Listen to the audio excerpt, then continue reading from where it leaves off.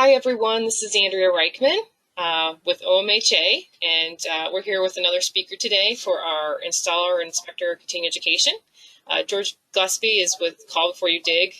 You've probably heard from him before, but he's got some new material, and we're excited to hear what he has to say. George, I'll go ahead and turn over if you want to introduce yourself. Well, thank you. Well, good morning, everyone. It's good to be with you guys again.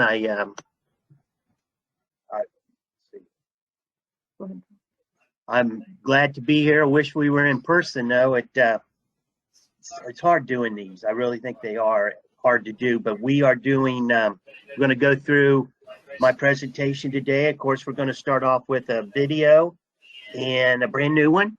Very good. And then we'll go through the PowerPoint presentation. And also at the end, there will be some questions for you.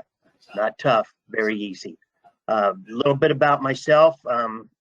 This is October of 2020. I have now been in the utility business now for 50 years. So I've done a couple of things and experienced many, many things. So if you would like, we will get started with the video.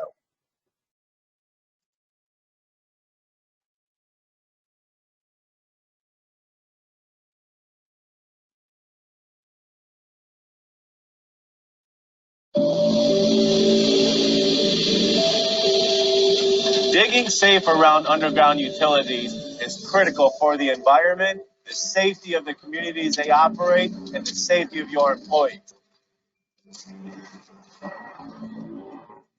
What you see above ground may not be what is below ground.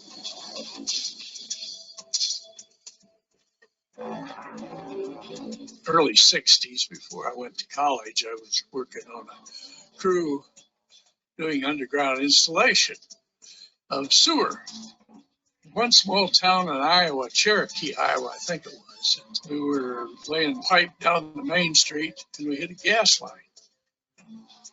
But that town didn't have gas. So what the heck? There was an explosion. A friend of mine was injured. We come to find out that there was, in this town, there was propane. It was a propane line. We went right through it. There wasn't supposed to be any gas lines in that town.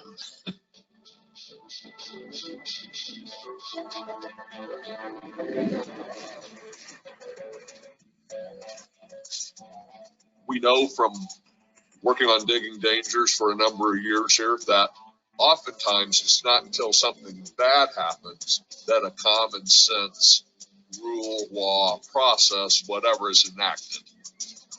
Mechanical equipment gouged the exterior of this pipeline, reducing the pipe wall thickness and inviting corrosion to occur over a period of years, although the exact date of the excavation was never pinpointed. The metal was brittle, according to the NTSB report, which contributed to the eventual failure of the pipe. One woman died of a heart attack during the evacuation.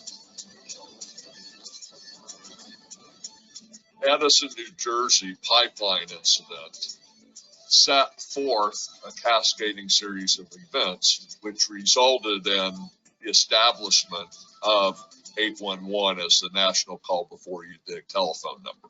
Many state laws require that excavators notify all utility owners before digging.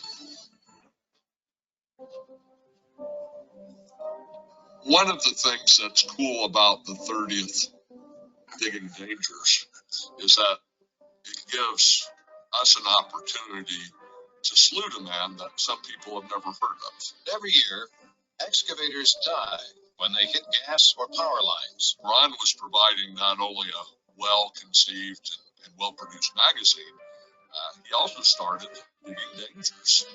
Pre-internet, underground focus, Digging Dangers. They were where the industry went for information. We had some footage of really horrendous sights. They were very attention grabbing.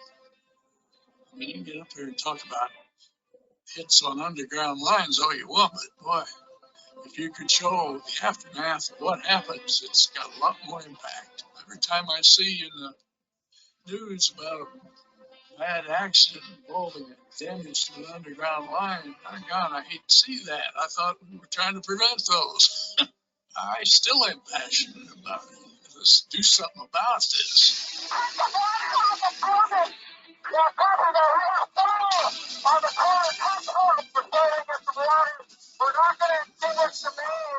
An explosion followed by flames shook the neighborhood, sending employees and customers fleeing for their lives, destroying one building and damaging 4 others. Contractors were installing fiber optic conduit when a 2-inch gas service was struck. The force of impact on the service was enough to rip the TOA from the 4-inch main, causing the main to rupture and then burn for over 2 hours. 2 men were digging at the damaged site, a spotter using a hand shovel and another using a mini excavator with a bucket. The NTSB preliminary report states that the mini excavator bucket was found to be within inches of the area of the breach. The gas company stated to the press that they have photographs showing that their gas lines were adequately marked in the area of the excavation.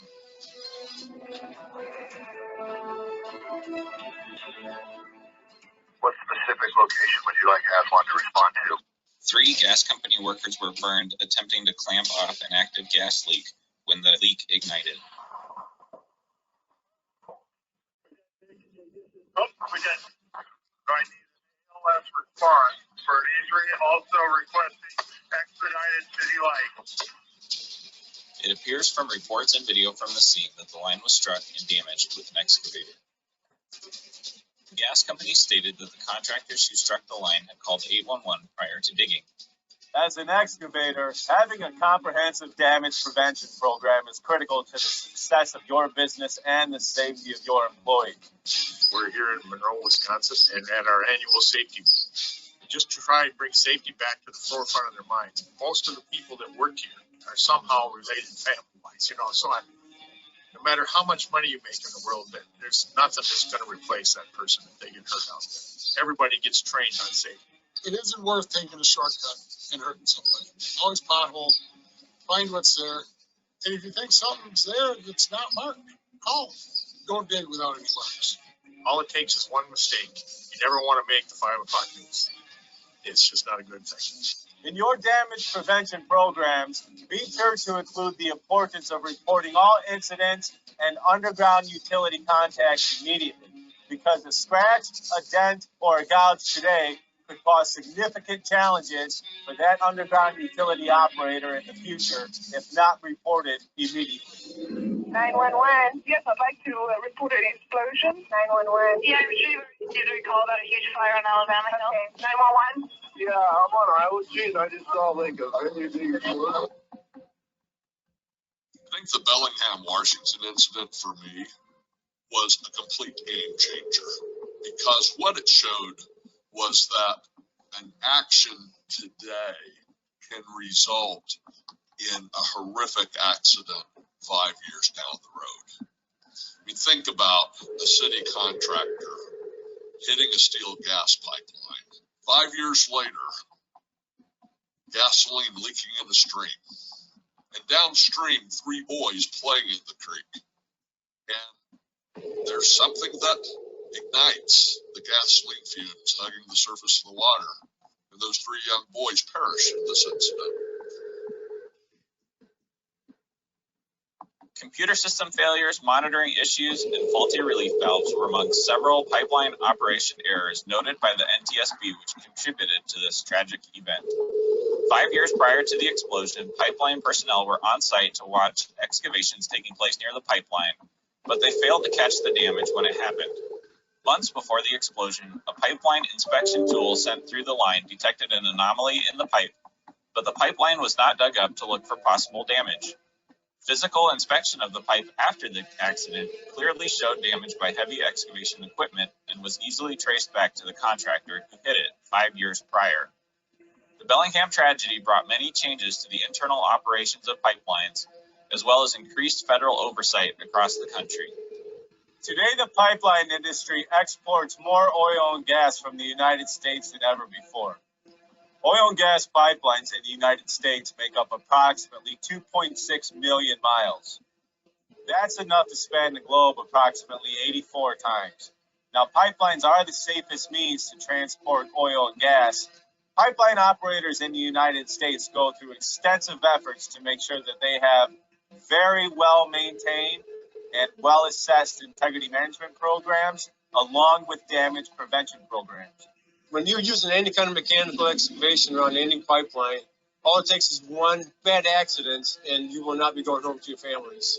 We need to be notified for any work done within 25 feet of our facilities. That way we know if it's going to really affect us. We have pipeline pilots, aerial patrol, and they patrol our line at least once a month during off seasons. Now, in the spring and fall, when the farmers are tiling, that frequency goes up to twice a month. We have an integrity group, and they send smart tools, they send pigs into the pipeline, and they look for anomalies on the inside, on the outside of the pipeline. Pipeline contacts made by excavators that might be covered up, they are found by pipeline inspection gauges when they are run by the pipeline operator. We had to dig our line up 3 times this past year because of unmonitored excavation done within 5 feet or right on top of our pipeline. We had to go dig it up to check for extended damage. 24/7, there is a pipeline technician readily available or on duty to make sure that that pipeline system is operating safely throughout the communities that that pipeline serves. In the event an excavator encroaches on the tolerance zone and comes in contact with the pipeline facility, it should be reported immediately in efforts to determine what next steps need to take place. Contractors were working at an airport to repair buried power lines with a horizontal directional drill when they punctured the main water source for the city. They were doing underground boring, as you see many of the utilities doing these things for whatever reason, hit the pipe and got the hole about this big. Over 200,000 water customers were affected as crews scrambled to repair the gaping hole in the 42-inch main. A log was stuffed into the hole like a cork and concrete poured over it as a temporary measure, and the patch held until a more permanent solution was put into place. According to news reports, the water line was not marked in the area of the excavation, but the city claimed it was because they were given the wrong address by the contractor. A major internet outage in Missouri was caused by contractors installing street signs in Kansas City. The outage affected 911 services in major government buildings downtown, as well as making air travel complicated into and out of the Kansas City International Airport.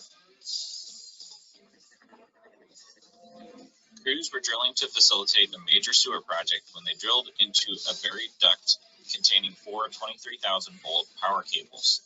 The damage to the power lines caused weeks of disruption to the project, as well as prolonged outages to downtown government buildings, the courthouse, a hotel, and an apartment building. One of the most memorable power outages we've ever seen in Digging Dangers was the Outer Banks incident. The islands of the Outer Banks, North Carolina, lost power when bridge construction work resulted in the placement of a casing directly on top of the underground transmission circuit that supplied all the power to the islands. Unfortunately, the incident occurred at peak travel time during the summer. I don't ever recall an incident that received as much press as this one. A guy was putting in some irrigation for a household in the backyard of a residence. He potholed almost every crossing that was marked. One he didn't pothole. He had a knife blade he was putting in the irrigation line with on a little trencher type. He actually cut natural gas service line to the house. The gas migrated down that path line, got into the crawl space, found an ignition source, and the house blew up. As soon as that damage is known, you've got to call the one-call system back. You've got to call 911 to get them informed. You've got to call that affected utility. If you don't call, you don't dig safely within them, and you damage them, you may not ever come back from a damage. It could be devastating.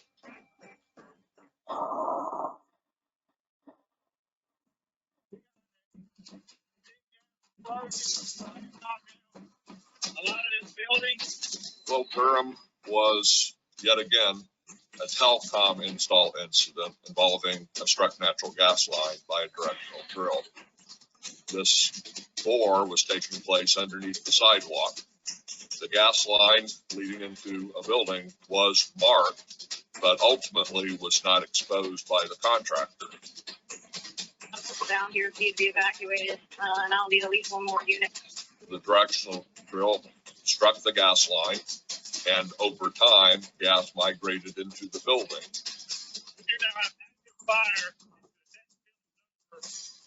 The building exploded, killing a business owner who was inside and ultimately killing a first responder from the gas company who was dispatched to the explosion. The thing to do is to pothole, expose the line, find exactly where it is, and then you can miss it. Durham is only the latest victim of gas damage during horizontal directional drilling to install high-speed fiber. JJ's on the plaza. There was an explosion just a few seconds ago, and then visible fire. I was a newcomer to damage prevention when I was asked to edit Digging Dangers 24. I remember the images of the explosion at JJ's restaurant, also caused during a fiber installation using horizontal drilling. Similar accidents following JJ's were M's Pub in Omaha, the downtown explosions in Canton, Illinois, and Sun Prairie, Wisconsin. Our appetite for fast and affordable internet is driving the incredible expansion of these fiber networks, and in the rush, some are paying the ultimate price. The Canton, Illinois explosion had an interview with the person on the ground that would have been responsible for making the decision not to expose the pipe. That leaking gas result explosion that killed a gas company worker several hours after the line was hit. But the guy being interviewed said that that was his best friend. He died. Think about that relationship between a shortcut and losing somebody very close to you. Maybe one of the most impactful moments in my damage prevention career.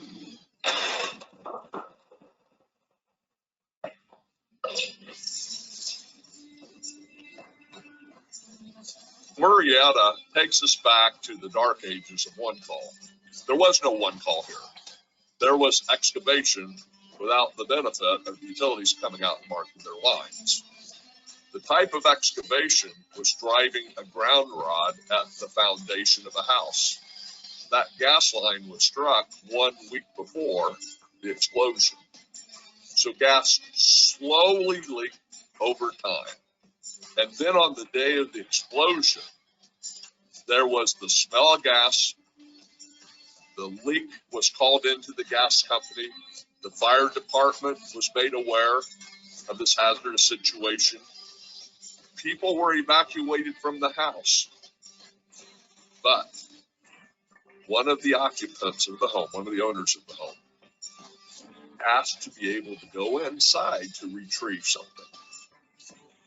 When the owner entered the home, the gas exploded. Miraculously, the woman survived with minor injuries, but a gas company worker was killed and 15 others on the scene were injured in the blast. Today, it's more challenging than ever before to be an excavator. Your knowledge and skills are imperative to drive this industry and this country forward.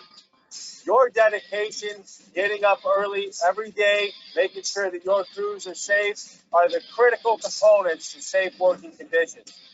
Make sure to invest in comprehensive damage prevention programs. Enforce and encourage good, safe work practices on your job site. It's critical to call 811 before you dig. Understand your state-specific requirements on one calls before you begin working in that general area. Don't let your ego pass your last check.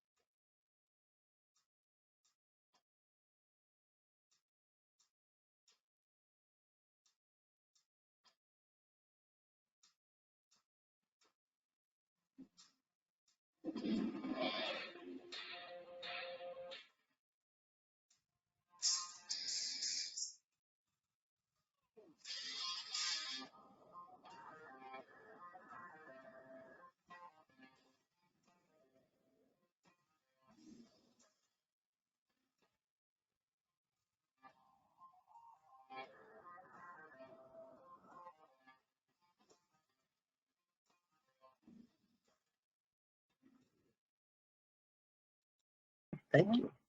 Okay, very good video there. That, like I said earlier, that was a new one. People, one thing that impresses me about that video is what can happen, but do you realize how many miles of pipeline are in the ground? I mean, it's and you don't know they're there. Remember, a pipeline company, when they cross a road or a street, they're supposed to have a sign on both sides. But right here where we're sitting, Andrea and I, there's a pipeline just with a half a mile from us, and probably no one even knows about it except for the company that owns it. So let's get started here with the presentation. How do we just click? Or do I go on this? Is it down here? How'd you do that? Okay. Okay. Hopefully you can all, can they see this, Andrea, over here? Or should we? Yeah, this is what. Oh, they can see. Okay, good. Okay, this is, like I said, it's a different PowerPoint all the way. Everything's brand new. But remember that Ohio 811 is a communication company. We do not locate lines. It's a utility's responsibility to locate their facilities. A good way to look at that is if they put it in the ground, they should be locating it. I'm sure most of you have heard me speak before, but I always like to go to this one here. This is one that I worked on. It was a pipeline explosion in 1992 in Lancaster, Ohio. That's a 24-inch pipe. The PSI on it was over 1,100 PSI. And what it was two excavators plowing in a fiber optic cable parallel to this high pressure line. And they'd been on the job for 2 weeks.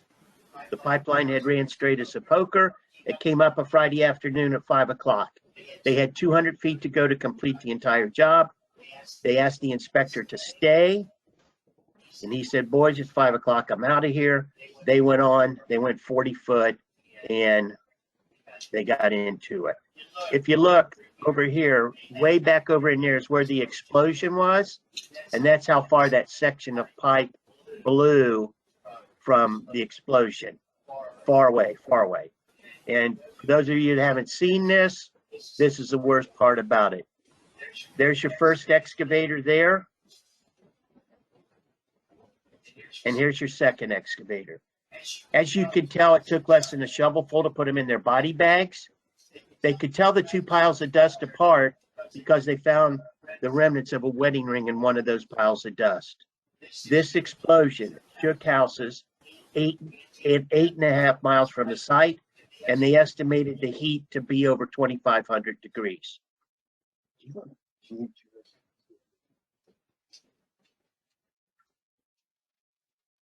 Okay, this one's a good picture here. It's a directional drill that went bad. Apparently they didn't pothole before they did their job. You can see here that it stopped like right there when it got to that second wall. But check this one out. You can see the mud and everything. They just continued on.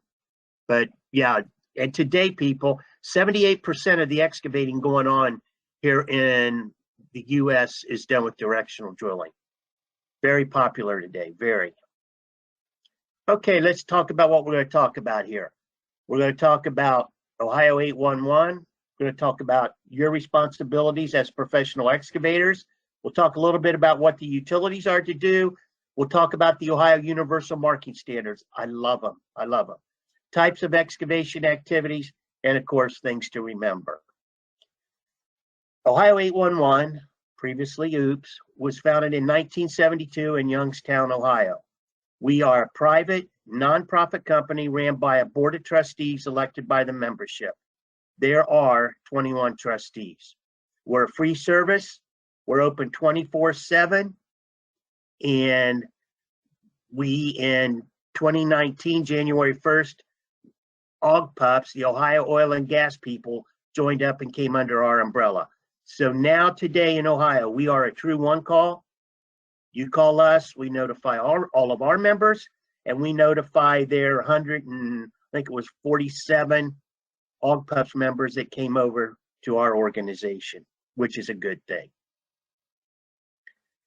What's an excavation? An excavation is the use of tools, powered equipment, or explosives to move earth, rock, or other materials in order to penetrate or bore or drill into the earth, or to demolish any structure, whether or not it is intended that the demolition will disturb the earth. This includes post hole digging, landscaping, sign installation, etc. So anytime you penetrate the ground surface here in Ohio, you must have a dig ticket. And also, when you go through this PowerPoint, you're going to see the Ohio Revised Codes mentioned. I will tell you here in a few minutes how you can not purchase, but obtain a new excavator manual. Usually when we have the meetings south of town here, I always hand one out to you guys, but it's been updated, it's good to have, and then you can refer right to the Ohio Revised Code. Okay, we're talking here about how do you start your job. You're going to plan your work, okay, and you're going to pre-mark in white if needed. There are 4 times that you do not have to pre-mark in white. And the first one being is if you're working on Main Street between 1st Street and 2nd Street. That's a precise location. You do not have to pre-mark in white. 2, and my favorite is you meet at the job site with the locator. You tell the locator where you are going to be excavating, and that way you do not have to pre-mark in white. Trust me, that's the best and the easiest to communicate. 3, if you're working around a utility pole within 5 foot, you do not have to pre-mark. And the 4th and final, if your job is on a busy road or in an intersection where you putting white paint on the road might confuse a motorist, or for your safety, you do not have to pre-mark. Other than that, you must do it. The picture there is a great example of that's where the homeowner wanted to plant their tree, and it looks like from the picture there that the only thing you see there is the gas line, 25 feet away, so they can proceed on with their job. And here is the 4 times I was telling you that you do not have to pre-mark in white. Okay? And all this is in the excavator manual also. Okay, the app. I hope if you've ever heard me speak that you have this. This is one of the best tools that we have right now, and I use it every day. You know to click, call, or tap the app. You can do everything on your phone today. You must call 48 hours before you begin your excavation, okay? And each excavator must have their own ticket. So if 2 companies are on the job, both companies must have their own dig ticket. Why is that? Because the first utility might be going deeper than the second utility. Second utility might not have any conflict on that one, okay? But be responsible. You'll have that ticket there and you can call it in, or you can do it on iDig in your own words. Here's the ticket that exactly how our operators ask the questions when you call in. I believe, seriously, our operators, all of them are very good at taking your information, and they ask it the same way every time. And remember, if you have this information before you call in, once we pick you up, you'll be on the phone less than 2 minutes. And what's the most important thing, I believe, is what county you're in and what place. So the county here on this example is in Claremont, and it's in Goshen Township. So you would call it in. Over 90% of the time, our operators, when you give them county and place, they go directly to the maps and physically actually see where you're going to be excavating. It's very helpful. Again, 2 minutes once that we pick you up. Okay, Ohio 811 process, ticket descriptions and gathering information. This is good here. You can see this over here is the iDig. Okay, that's where you can put your ticket in on the internet. Takes approximately 30 minutes of training. Well worth it. If you're working at your own home there or at 32 Chestnut Street, you can use eDig. eDig is a process with no training, couple screens, you have a ticket. Okay, and we also have a process now where it's called Ticket Updater. If you have a ticket that's not over 90 days old, and if you want fresh paint on the ground, you just go to Ticket Updater, put your name and ticket number in, boom, it goes right out to the locators. And you can see there in the picture right here where a gentleman is looking up where his dig is going to be, so that way he knows that the locators are going to get the right spot. And again, that's on the mobile app, Ohio 811. Ticket descriptions. Okay. All information submitted on the ticket is important when determining the proper excavation. A description is like an X on a treasure map. So if you have it down in white paint, or if you're telling exactly where it is, that locator has no excuse not to get to the correct point. Okay. And when you put a white mark on the ground, for instance, like we saw where the tree was, that locator is supposed to give you 25 foot all around that white mark.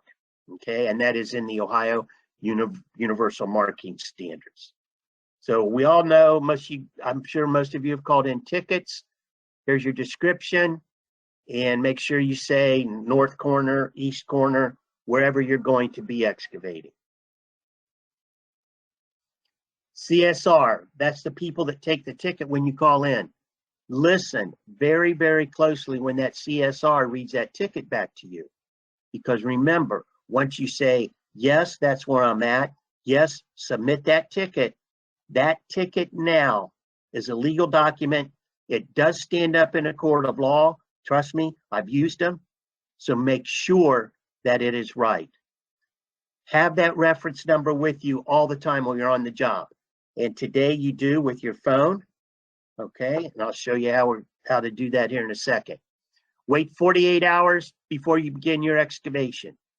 They are to have that ticket located within 48 hours, excluding Saturday, Sunday, and a legal holiday. Okay? And check positive response. Great tool. And you can do it right on your phone. Positive response completes the circle between you and the utilities and the locators. The utilities, the locators, are to go in and fill in their positive response within 48 hours of you calling that dig ticket in, that dig notification. Okay? 001, no conflict. 002, marked up to privately owned. If you see a 999 there, they have not looked at your excavation site. But it is your responsibility as professional excavators to check that positive response. Why would you even want to start a job if you don't know if every utility has been there? If you want to check it, your positive response too, you can call that number there, 800-445-3894. But you best be able to write real fast because they'll go through all those utilities real quick for you. Perform your site assessment. I learned this back in the early 70s. George, when you go to a job, we want you to stand here at the job. We want you to walk a few hundred feet that way looking down. On the way back, look up. Come back to here, a few hundred feet that way looking down. On your way back, looking up. Yeah, sometimes you might have to hop some fences too, as you know. But you will find times, especially when there's laterals going up and down poles, that they did not get located. Do your site assessment every single time. And dig with care, dig in a safe and prudent manner every time, every time. Hey, trenchless technologies. We We tried to change the law back in the early 90s, and before 95, we didn't get it done. And I've been saying seriously for the last 20, 25 years, we have needed something in the Ohio Revised Code concerning directional drilling. Well, it's in there now. We got this 5 years ago about trenchless technologies. But this is what they are supposed to do. If a directional driller is crossing an existing utility, he must pothole down to the depth of the drill. That way, when he comes up on that utility, he can see his drill head passing through there, and he knows he's going to miss the facility or utility. If he's in the tolerance zone, which we'll talk about in a second, the tolerance zone is 18 inches each side of the facility, plus the diameter of the facility. But if he is in the tolerance zone, he must pothole at the beginning, every 100 feet, and at the end of the job. Every time, he should be seeing that drill head pass through his pothole. And if he's not in the tolerance zone, he's 10 foot off the mark, he must pothole at the beginning and at the end of his job. Directional drilling saves a lot of time, saves a lot of restoration time. You don't even know they're there most of the time. But as long as they follow these rules from the Ohio Revised Code, it's a good thing. It's a good thing. And an emergency. Believe it or not, you can see this picture right here. I was just involved in one of these a week ago last Saturday, and it looked exactly like this, where a car clipped a pole. So what is an emergency in our lingo with Ohio Utilities Protection Service? In Ohio, there's only 3 types of tickets: a 48-hour ticket, a 10-day ticket, which is a design ticket, most of the time called in by an engineer, and the third and final is a meeting ticket. Notice, I said nothing about emergencies. We do not have an emergency ticket here in Ohio. But as you can tell by this picture, and especially this gas explosion here, that's a true emergency, and we need to get the utilities located, correct? So you call our service, and the voice recorder will say, if it's an emergency, press 9. Okay, you have a true emergency. Then they'll say, after you press the 9, they'll say, if this is a true emergency and you're on the way to the job or at the emergency site, plus press 3. By doing that, you go right to the front. You'll be the next call picked up. They will ask you, are you doing an emergency? Are you working on an emergency? Are you calling in an emergency? And you will say, yes. So they will take it. They will read to you the definition right out of Webster's dictionary. And when you say yes, that goes out that way. And remember, make sure you're telling the truth, because every one of your calls we keep for 7 years for your protection, okay? So if you're calling in an emergency, make darn sure it is. It will go out as an emergency. And the utilities will do their best to get there in a couple hours to communicate with you. He might be 4 counties away. He'll say, call you up and say, hey, I'm on my way. My ETA is. They will maybe come to the site within the 2 hours. They might call you and say there's no conflict. But one thing you have to remember, people, this is very important. On a true emergency, you have to check your positive response. Because if you get me out of bed at 2 a.m., what's the first thing I'm going to do? I'm going to go to my computer, I'm going to look up the site, and I'm going to check to see if there's a conflict there, if I have utilities there. If I don't have utilities, I can populate that with a 001, and I am fulfilling my obligation to you from the utilities that I'll get back to you within a couple of hours. That's a handshake. It's a gentleman's agreement. But please remember to check your positive response. Very important. Okay, large project. This is pretty cool. We haven't done it that much here in Ohio, but that's the 3rd type of ticket that we've had, I believe now for right around 4 years. And if you have a great big job, let's say a big road job, or you guys are laying out a new park, okay? And you know there's utilities there, or you're going to be putting utilities in. You could call us with a large project / meeting ticket. Pretty cool. And on that ticket, you can say, hey, this is what I have going on. This is where it's going to be, the project. And I want everyone involved with this to come to this meeting, okay? And when I mean everyone, I mean the designer, the subs, the utilities, the excavators, the subcontractors, and even the municipality should be there to know what's going down. But then you all people sit there at this meeting and you design a mutually agreed upon schedule on how you're going to do the job. Here's the cool thing about it. You can say you're going to put it in 6 sections, okay? So you get ready to start the job. You call up and say, refer back to your meeting ticket. I'm ready for section 1. The locators come out and they locate, okay? Now let's say you're working on the whole job, all 6 sections at once, and you've already had them all located at one time. But you got to go back to section 5. You need some fresh paint. So you call back in, refer to the meeting ticket, boom, and say, hey, I need fresh paint at section 5. It works. The thing about it, it takes a little bit more work to set it up, to get everybody that's involved in that area together to do it. But it's been huge, successfully huge, going from that point on. And that's that third type of ticket, large project / meeting ticket. Ooh, here's a good one. This is one of my passions. And you heard me say this about a design ticket, okay? That's when an engineer is going to design a new job most of the time. Well, on a design ticket, he calls it in. The utilities have 10 working days to get back to the designer with precise locations of their facilities. What do I mean by that?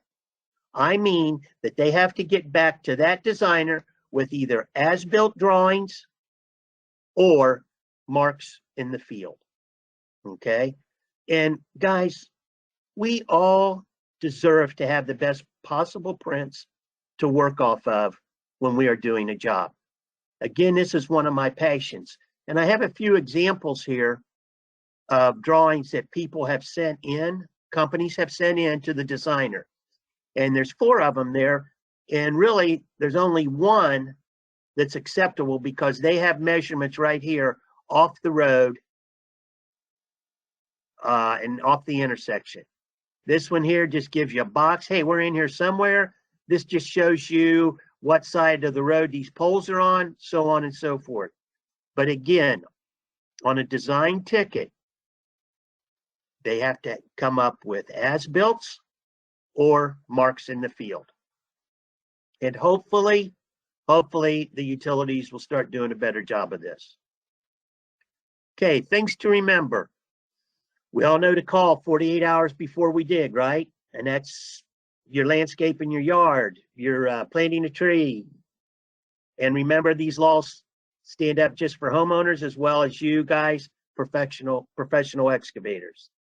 Check your positive response. That's your job. Make sure that circle is complete between the call, the locate, and you, the excavator. Preserve your marks. If your marks are faded or you need new ones, you have to call back in. There's a 48-hour downtime.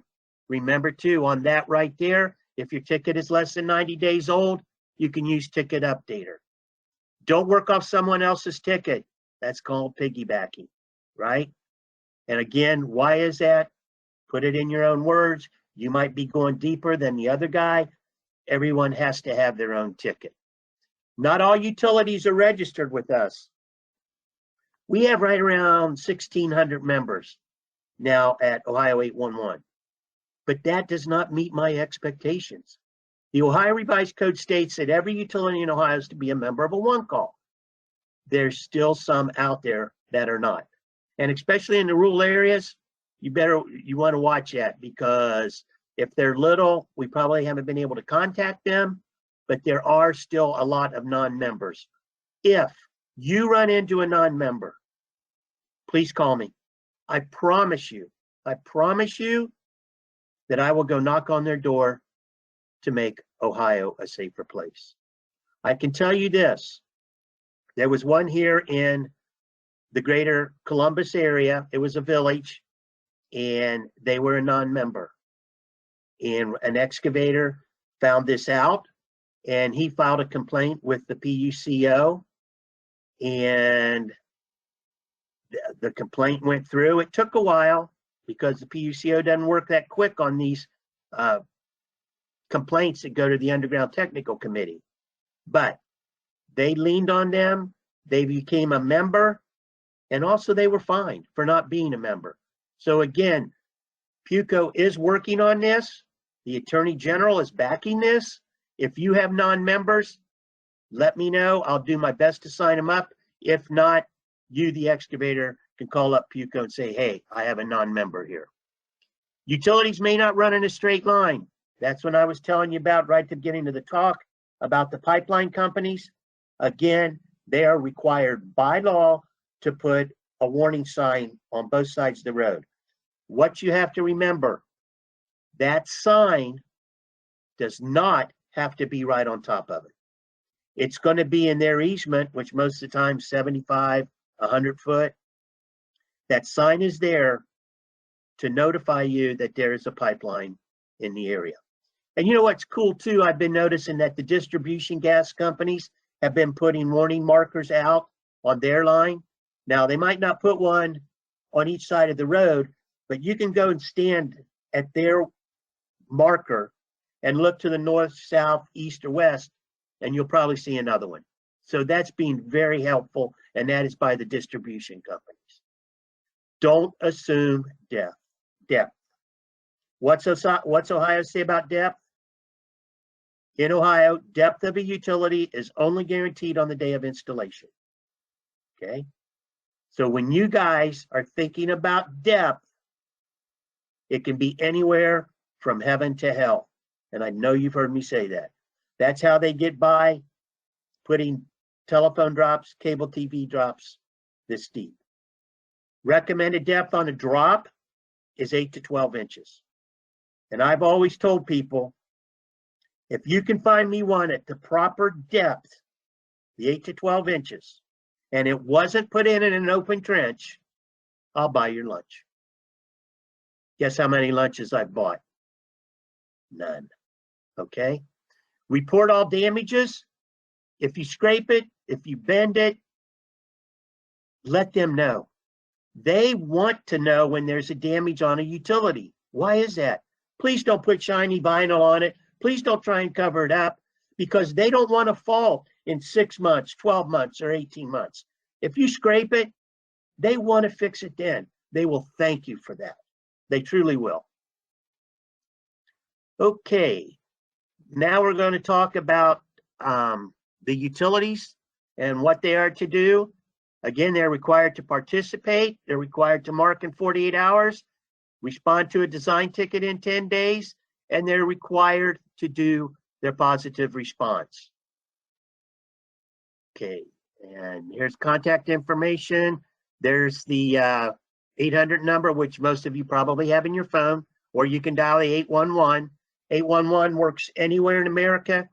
It will take you to the state that you're working in. It will take you to that one call.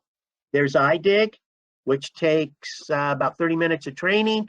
And of course, there is eDig, which is the one that's real easy to use. And again, you can do all these on your phone. Here's your mobile app. Love it, love it, love it. Already, I've used it already once today, but you can do everything on this phone right here. All those.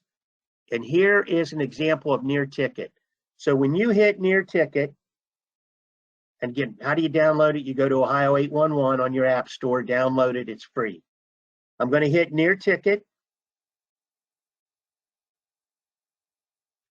And right here in the office where we're doing this presentation, there are 7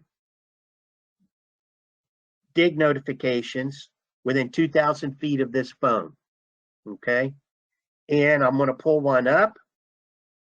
Hopefully you can see it. It's a company doing landscaping. And see the blue there? That's where the dig is going to be. Gives you a map of that. And our maps are very good. They're like 99.9% correct. And here's your positive response. This tells you what every utility did. And right here, it's real close to here.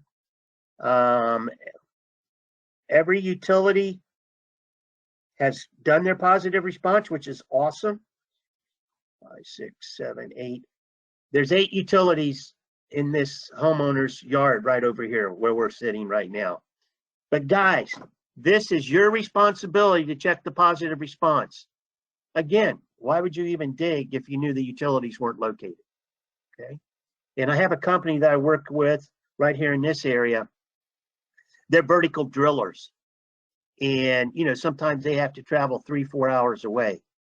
They check before they leave their office. Why would they even go on one that's not located? This is a great, great tool. And while we have it here, there's the new excavator manual right there. You can see that.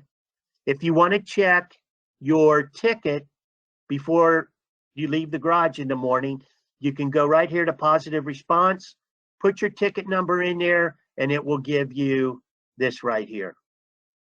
Tell you what they all did. Again, every utility is to have this completed within the first 48 hours of that dig notification. Okay, here's the Ohio marking standards. Again, love this. This is one of the better things that we have come up with and made law. It is in the law. But this is a great site here, how everything should be located. You can see right here the orange paint, which tells you it's communications, and it tells you right there what it is. This over here is a duck run, okay? The duck run is this wide, and your tolerant zone would be 18 inches each side of those outside marks, just like over here where the power is. And the power is in conduit right there. This is a newer business community where this was taken.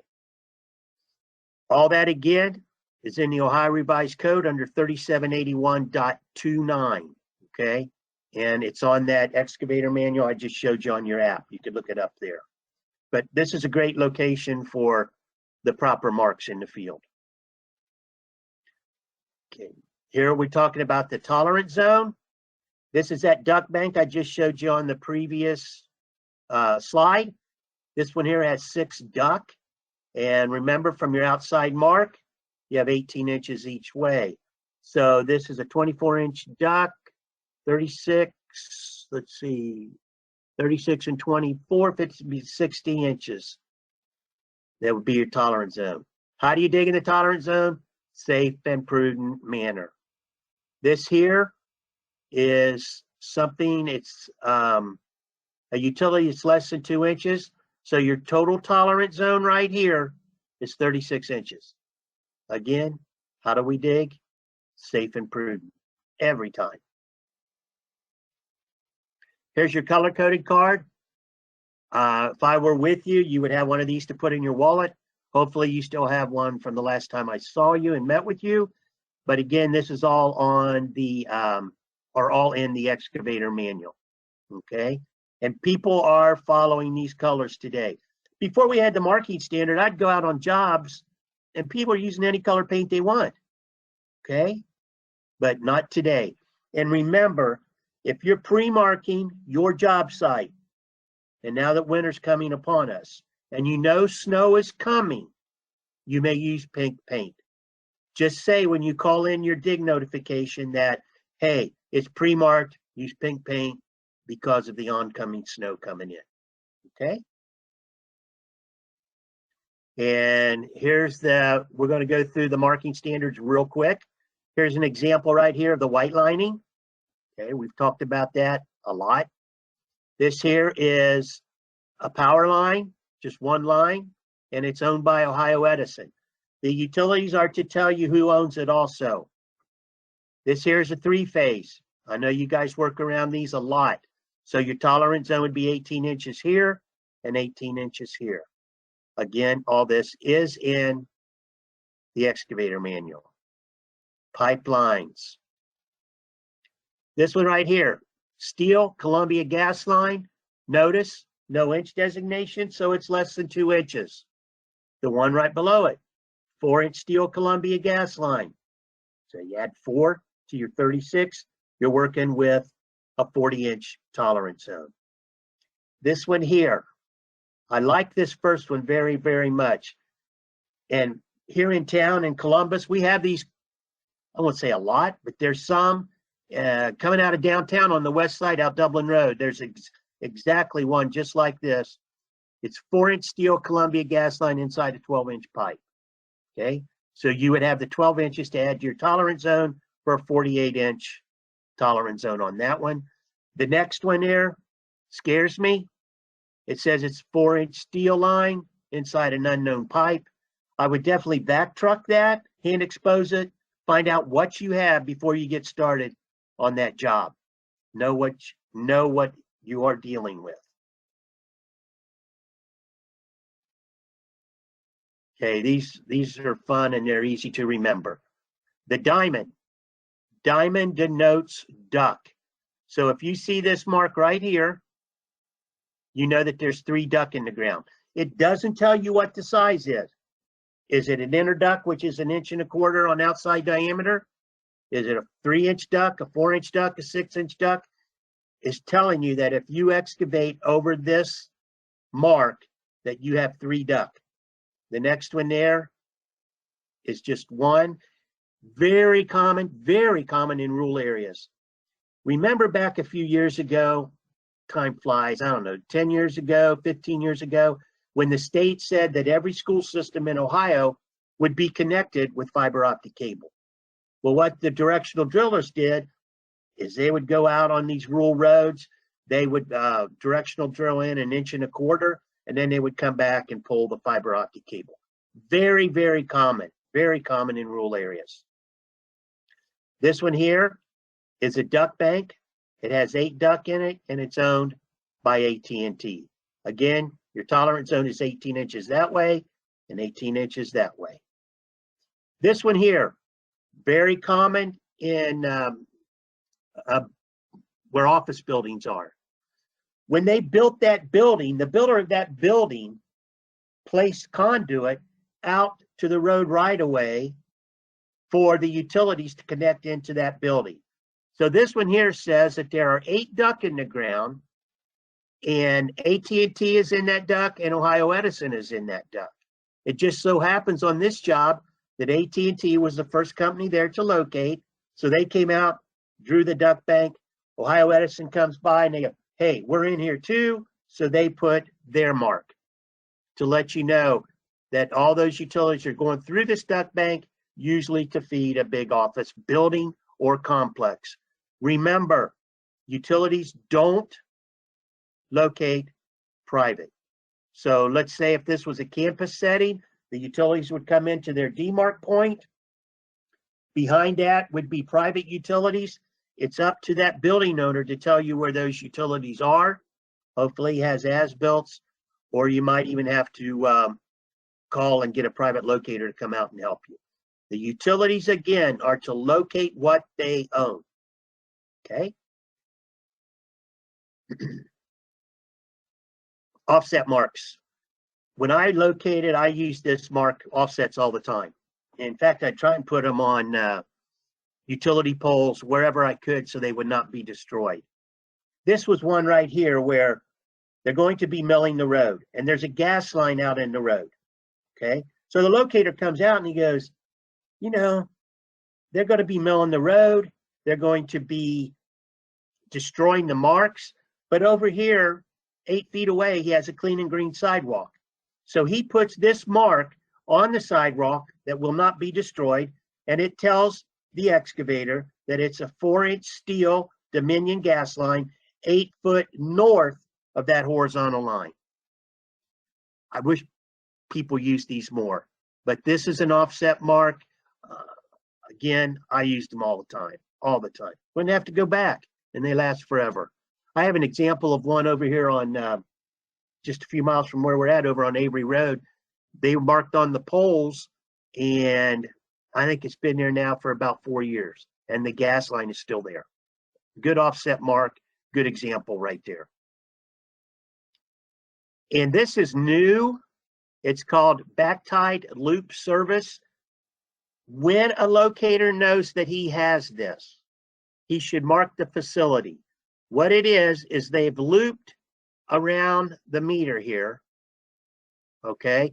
And there's a gas line going this way too, okay? So this is being fed this way. There's a line here, and they're going around that meter. If it's marked on the prints, the gas companies, locators are supposed to locate it that way. Sometimes they don't know it.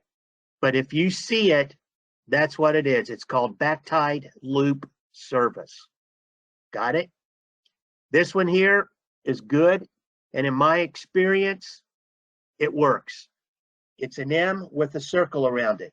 And what it is it tells you that that facility was located by maps or as-bills. It means that they couldn't get a good tone on it, but they have a good as-built, and they say, hey, I marked this, I gave your marks by as-built. It works in my experience. We had a Bradford pear tree in the front yard go down, and I knew that it was close to the gas line. So I went out and I looked, and I couldn't find the shutoff, but I could see the meter, and that meter lined up almost right on that Bradford pear tree. So I want to see if this works. So I called the gas company and I said, do you have an as-built on the gas line that's going into our home? They go, let me look. Took them 2 minutes. She come back and she said, George, we do. Go to the corner of your house, pull a tape off, 44 foot, and go 3 foot that way. I did that. I put the shovel in the ground very, very easily and found the shutoff. It was a direct straight line. So in my experience, this works. You still have to dig with caution. They're still going to put a line on the ground, the mark, and you're going to respect the mark with 18 inches each side of that mark. Again, in my experience, it works. Questions and answers, and I think Andrea's going to have some questions for you guys to answer. Again, this is 5 of us. Yes. Let me finish this one, and it's yours. These are the liaisons now. We have added another guy that does not have an area. But seriously, guys, I know you're working all over the state. If you run into a non-member, call me, and I will get with these other guys, and we'll go out and knock on the door. Okay. All right. Thanks, George. I just wanted to say thanks for taking the time, and we appreciate you, and hopefully we get to have you in person soon. I hope to be here in person soon. Thank you. All right. Thank you. Thanks. People, if you have any questions, feel free to call me anytime. Anytime. Thank you.